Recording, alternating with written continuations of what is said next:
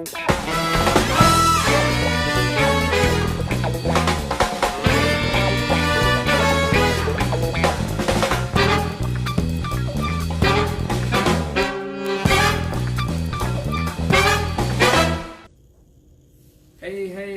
it's the Harris Family Unit with Harris Family TV.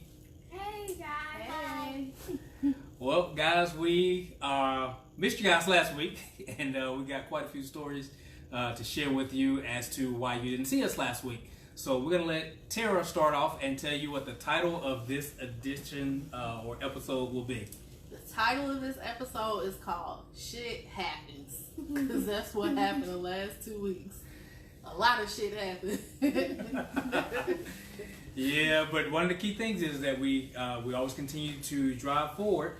And I guess we'll just kind of walk everybody through what happened pretty much when we got back from our trip. So we came home, and I noticed as I was looking in the backyard that night, something looked a little peculiar. I said, I guess I'll check it out in the morning. And lo and behold, when we looked out that next morning, we had a big giant tree that crushed through our privacy fence and like really destroyed it. So bless you. So that was the first thing that went wrong. What else happened after that, love? A few days after that, the refrigerator stopped working, and so we woke up one morning and all the food was spoiled. And we had just went to the grocery store when we came back from our trip. So we had to throw all the food away. And we still don't have a refrigerator. We have our deep freezer, but Home Depot keeps telling us they're going to deliver it, but it's still not here. Yeah, so there goes that. The freezer actually went out first. And we noticed all of the contents in the freezer just started thawing out, and the waffles, everything was really soft. And the refrigerator kind of held tight for like a day or two, but then it started getting cooler. So we still can store little things in the refrigerator, but nothing really perishable. The refrigerator is supposed to be here in a couple days, so we'll see how that goes. Yeah, we'll see. And man, I'm glad I didn't put my favorite ice cream in there. I'd have been really disappointed. You would have been drinking that ice cream. Yeah. How you doing, Belinda? Cool. What else happened? What was after that? Well, you had some paychecks to mail out after that, didn't you? Oh, let's talk about that. No, we'll come. Well, let's go to the hospital visit first. That's what you want to talk about. Let's talk about the hospital visit. Tell us about your day. You had an appointment on Monday just to see a regular eye doctor appointment. Yes. On Monday, I was going to a regular eye doctor appointment. I had the kids with me, and I'm going back doing these tests, and they're sitting in the waiting room. And I'm like, okay, as soon as we leave here, we're going to get something to eat. We're going to the post office. I had my day planned out. I had took some meat out to cook for dinner and everything. And so the ophthalmologist checks my optic nerve, and they tell me that I have swelling in my optic disc and optic nerve. And I'm like, okay, what does that mean? And she said, it means I want you to go to the emergency room right now. I'm going to walk you down there, and I want you to get an MRI because we want to make sure that this isn't a blood clot in your brain or that you have a tumor. So, okay, I know I was at the VA. I'm like, okay, I know I'm going to be here at least 4 or 5 hours, but I'll get this MRI and I'll go home tonight. So, And That's went wrong. that was Monday. yes. So, Sean and the kids come down to the emergency room with me, and they're like, the kids can't be here. So, we have to find somebody to keep the kids, right? Sean. Yeah, and thankfully I just happened to be in the area. I was finishing up a business appointment, and I just happened to be in the area thinking that we were just going to go home. And lo and behold, they said, we got to keep her overnight. Yes. So I had to scramble the kids up, run them almost to Alabama, to the west side of Fairburn area. Douglas. That's pretty much Alabama to me. So went to drop the kids off there, came back, and they said that they were going to perform an MRI the next morning. Well, they were going to try to do it that evening, which they couldn't, so we had to wait till the next morning. And Tara said she didn't sleep any at all that night because they came in, waking her up, sticking her, taking blood, taking all kind of tests. And I had to sleep on that little rinky-dink. It wasn't too bad. It was good for one night, but I wasn't going to stay on that thing for multiple nights. So, yes, and they came in giving me shots in my stomach. I'm like, what's going on? I'm supposed to be here for an MRI. And they said, well, it's a blood thinner. We give that to everybody who's admitted to the hospital. Yeah. I knew something was right with that. Then the next morning, we had a plethora of medical staff. They had to be at least 8 or 9 different doctors that came in like every 30 minutes to an hour, and they would ask the same thing. Do you know why you're here? And walk you through the process of what led you to the ER and all this kind of stuff. So every doctor had their own personality. We had one doctor, I call him Doogie Howser. I like him. He's pretty cool. He was the neurologist. And he started explaining what the process was. And then after that, we had another doctor came in. He came in like Dr. Govorkian, so he didn't have any good bedside manners or whatever. And then they said they were going to do the MRI that day. So that didn't happen. So we sat in the hospital all day that day. I had to scramble and figure out what I was going to do with the kids. They said, you're going to have to spend another night here. I was like, oh my God. And they kept forgetting to feed you. Yes. I only got fed lunch the first day. I'm like, where's my breakfast? They was like, well, it's lunchtime now. So I got the lunch, and then I never got dinner, so I was at the snack machine late at night. And then what was that? That was Wednesday. 3. Yeah, Wednesday, you finally had the MRI done. Then they said, well, we're going to try to do a spinal tap. So, wait, back to the MRI. Okay. They did a MRI with contrast. I don't know if you had that done before, but as soon as they injected that in me, I threw up all over the place. So that was another faux pas. Yes. And then you were able to get the, they said we had to wait till tomorrow. So I think that was Thursday. And they tried to do the spinal tap that afternoon. That was Wednesday. They tried to do the spinal tap. And that didn't work. I did not know that spinal taps were could be unsuccessful. I thought you just go in, they go in to the right spot, they get with their knee, and you're done. They tried twice on the first day and missed both times. So they say, guess what? You have to stay here another night because tomorrow we need a radiologist to do the spinal tap so they can look at the x-ray machine while they're doing it to make sure they find the right place. Mm-hmm. And attempt number 3. Yeah. It didn't work. Attempt number 3 didn't work with the radiologist and x-ray equipment. I never knew that you were there that many days. Yes. That's because y'all was having fun at Grandma's house. So I was praying, laying on this table, like I do not want to go through this again tomorrow. I'm like, you just told me you get it 99% of the time. I can't be the 1% today.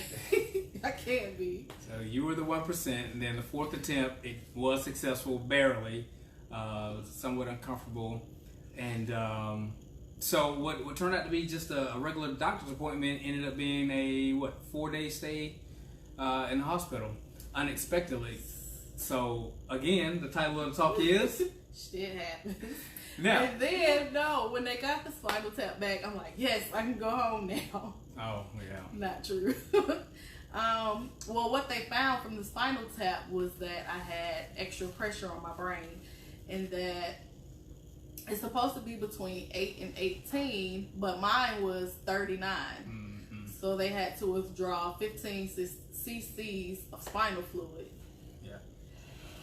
And I'm like, okay, good. You got what you need. I can go home now, right? So the doctor comes back to the room and she's like, we think we found white blood cells in your spinal fluid. I'm like, this cannot be happening. And that's indicative to infection. Yes, that's indicative to an infection on your brain. So I'm like, how can the eye appointment turn into all of this? Yeah, so that was a whirlwind event. Now, let's backtrack. While all this was going on, one of my clients was going through a payroll, a merger through their corporation, which goes through our accounts billable department with my corporation. And lo and behold, they were 6 invoice cycles behind. So keep in mind, all this is going on while Tara's in the hospital, and I had payroll to make. So they told me that it was going to be another week or two before they could process payroll. So now I'm floating salary payroll for 6 pay periods. So this, I think we did the math on it, was like $30,000 that was in limbo that I had to pull out of different accounts to the business account, but I had to pull that to pay off the salaries. So even though stuff happens, you still got to, Shit happens. So you still got to go through the headaches. So I was still responsible for paying $30,000 of salaries that week because my employees, they don't want to hear that. So that was a dilemma, which we're still in the process of working that out. Mm-hmm. What else happened during that pay period, that time? Yeah, the day that I thought I was getting out the hospital, you got a toothache and had a dental appointment, remember? Oh, yeah. I had an emergency dental appointment, which I had to get a wisdom tooth pulled out now. And so I had to leave Tara in the hospital to go to that dental appointment to find out that information while the kids are still being juggled around the city. What else happened after that? Oh, don't forget, in the midst of the payroll dilemma of having to pay the employees, one employee I had to fire. So I had to fire an employee. Well, he kind of quit, but he was on the verge of being fired. So it's kind of like a either or, depending on whose view you want to look at. So I lost an employee in that process.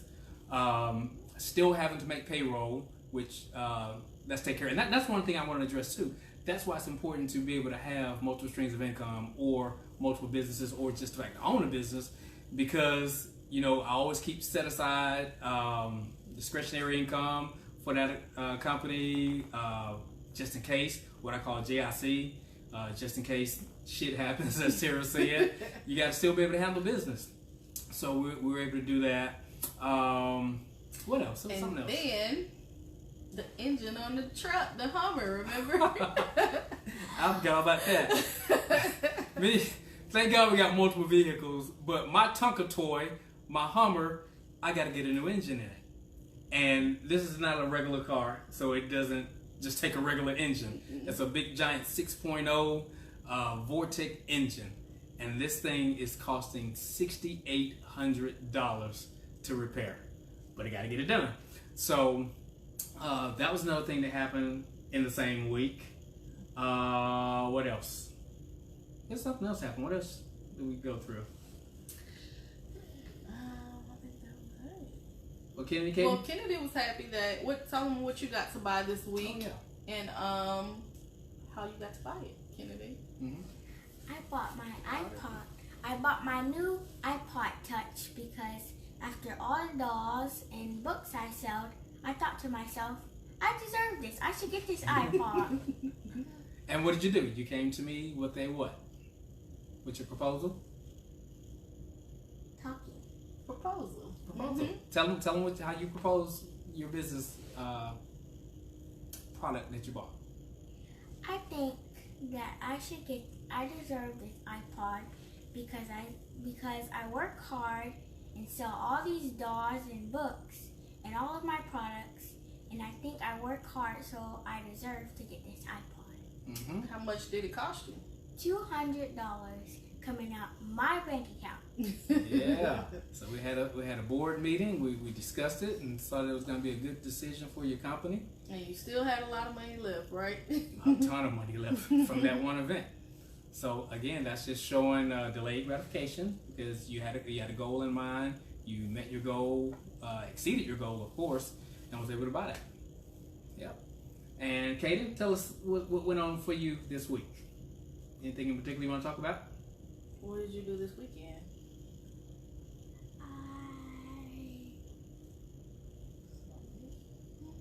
We went to the Raising the Mogul Summit, Mm-hmm. and we had lots of fun. And the adults were learning stuff from other adults, while some of the kids were learning other things from the other kids, and we had some fun too. We played games and things like that. have a party. Yes, we had a pool party and we ate pizza. Mm-hmm. And who had some good desserts for us? Miss Ziggy and Tootie. They had Good cupcakes, wasn't it? Yeah. Uh-huh. And tell everybody who Ziggy and Tootie are. They're my business friends and they make cakes and cupcakes. Mm-hmm. Do you know where they're located? I forgot. Byram, Georgia. And what do they have? What kind of business they have? They have their own bakery and they're the youngest bakery owners in the country. That's right. And do they operate in the kitchen or do they actually have a bakery? They actually have a bakery. That's right. They got their own business. And Ziggy and Tootie are I 8 think and 9 7? and 7 9 or and 8 7? and 9. Yep. So guys, Miss check them out. Miss Sheba wants you to tell everybody how you set up their iPad. I helped them log it. I helped them sign up with the Roblox account. So you could do what? Play Roblox with them. Mm-hmm. Miss Sheba was asking her kids all kind of questions about how they got in contact with you. so Kaden was the little mastermind behind that little scheme. Oh, I know another thing that happened. What? We had a brunch on Sunday morning, and Tara was all dressed, had on some nice shoes. And what happened to your wardrobe? My shoe broke. I had to walk around barefoot the rest of the day. So stuff happens. And that same day, I lost my shirt. Kaden lost his shirt. He had a photo op with Amoy, which is a 7-year-old science expert. She's studying in neurology. She's been featured all over CNN, BBC, HLA, all kind of big major networks. And you get great opportunity to do a photo shoot. And Kaden lost his shirt, so he had to have his swimming towel wrapped around him on a great photo op. That's shaped like a pizza. Yeah. So, man, things happen, but, it's not what happened to you, it's how you respond to them that makes the difference and so forth. Yes. I always look at things like it could have been worse. Like the tree fell in the backyard, it broke the front fence, but I'm glad it didn't fall on the house. Mm-hmm. The engine broke on the truck, but hey, it could have been in an accident. Worse could have happened. With my health thing, I have a condition called IIH now. It could have been worse. It could have been a brain tumor. So I always look at the bright side of things. Oh, yeah. And things turned around here over the last few days. We got new business opportunity. Well, 3 new business opportunities that just kind of fell in our lap that we're really excited about with that. So as quickly as things can go wrong, they can go good quickly too. Yeah, exactly, and that's pretty much what happened. So then we had, and we always like to tell everybody all the personal stuff too. We had a little difference of opinion in households. So with Kennedy's iPod, she was able to communicate. We could FaceTime. She could messenger with us. But when she got to her mom's house, tell them what happened. My mom said that she won't allow me to have my iPod at her house, but I share the same house with her. So why did she say that? And She told you that you couldn't bring it back, huh? yes. Yeah. So, guys, things don't go perfect all the time. We live a regular household like everybody else. We have ups and downs just like everybody else. And, I think a lot of times you guys may see a lot of the traveling, the cool stuff we do, or business-related stuff, whatever. But, hey, stuff still hits the fan. And I say this to say that, as long as your mindset stays focused, you do the right things, blessings will always come to you because, you always got to ebb and flow. You have an ebb and flow in business, health, personal, relationships, you name it. But it's, again, not what happens to you, but how you respond to it. So we got some incredible business news this week that we're super excited about. And that's one thing Tara and I always talk about. It's like when you, Tashanta said hi. Hey, Tashanta. I don't have my glasses on, so I can't see too far. Mr. Shanta. So, you know, that's the biggest thing is just to, I think if you do the right things, good things to happen to you. It's just basic law. Yeah. Stuff is gonna happen. Yeah. Shit is gonna happen. Yeah. So it's how you deal with it. And we got some great things planned for this weekend. We're gonna kind of kick back a little bit tomorrow. I think it's supposed to rain here tomorrow. Yeah, my dad's in town, For the 4th remember? of July. Yeah, your dad's in town, so I think we're gonna go do some swimming tomorrow, providing the weather does well. But you know, guys, take a look at your life, and that's one thing we do. We always self-examine ourselves and ask yourself if something happens to your physical perform. Because that's one thing we talk about, Tara. You know, if something happens to your physical ability to perform, you know, a lot of times people may be in situations where you may have a dual-parent household, you may have a single-parent household with a single dad or a single mom.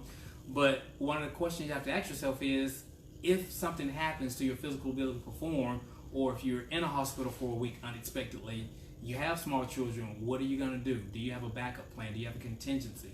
So, you know, that's one of the key things we always talk about as we teach through generational wealth and financial literacy is always be in a position where you have a JIC account, just in case shit happens, as Tara just said, you know, just in case the transmission goes out, just in case the engine goes out, just in case an appliance go out.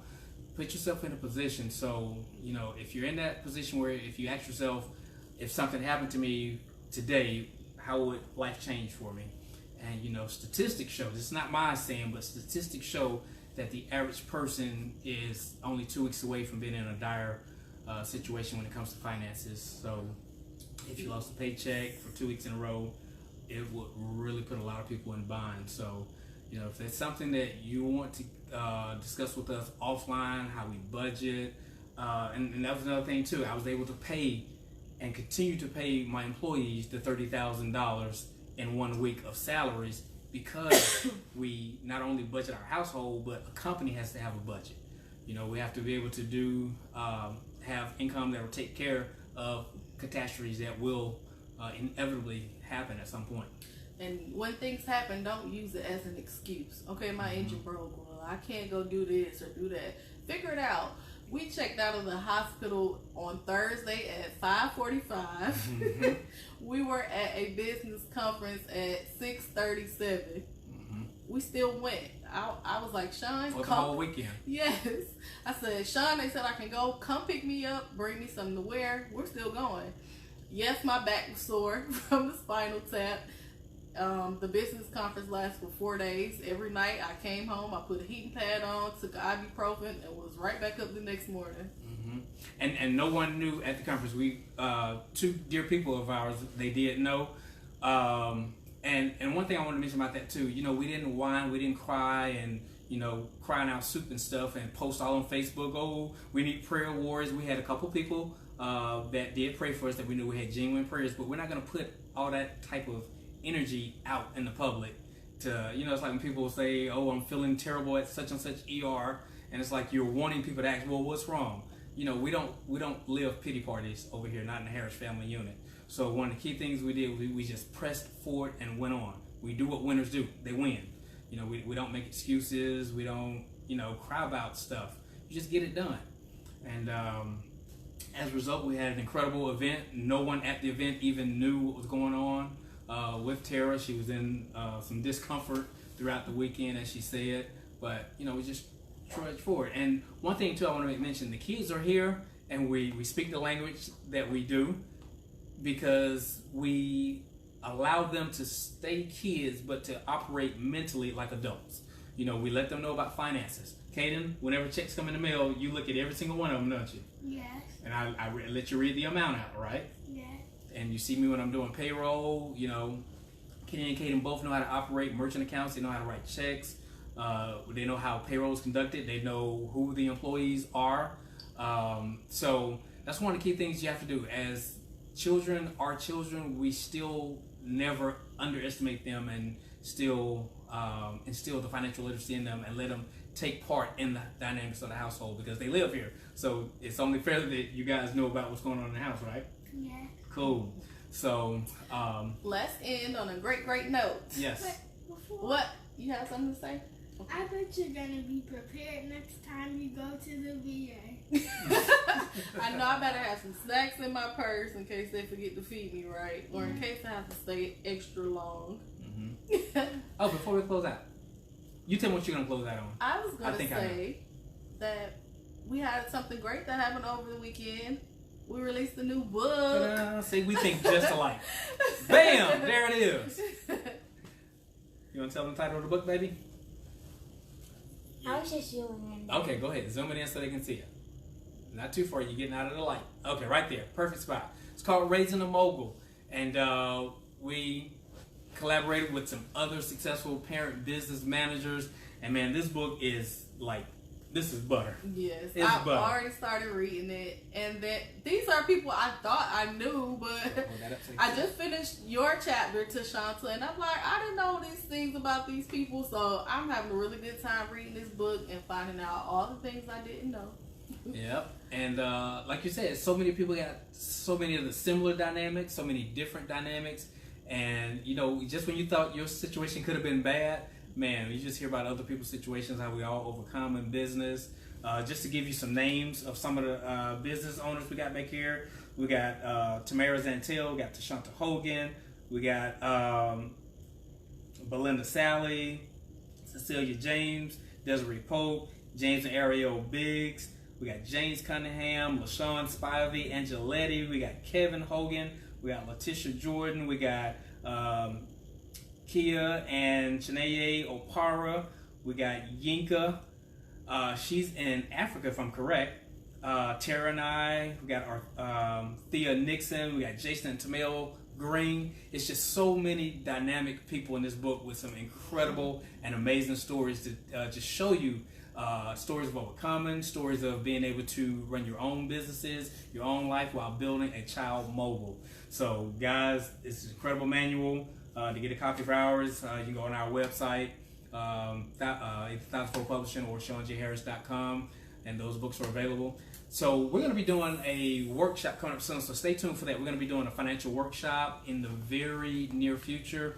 We're going to be doing book signings to teach. The kids are going to be teaching. They're going to be doing book signings as well. Kate will be teaching on financial literacy on the kids level. I'll be teaching to the grown-ups.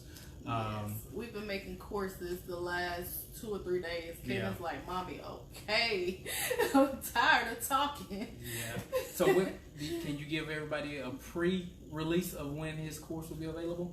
You have to ask the CEO. Kaden? Well, tell us what the first course that we completed yesterday. It's a 2-part course. Tell everybody what it's titled and briefly what it's about. It's about once I teach about Google Forms, and it's how you create questions if you want to make a quiz. Mm-hmm. Yeah, because business owners need quizzes or they need surveys, right? Mm-hmm. To Yes. fill the pulse of their business. Mm-hmm. Okay. And what about the one we did today? We did one on liabilities and assets. Mm-hmm. That was really good. Mm-hmm. Some grown-ups need to listen to that one, don't they?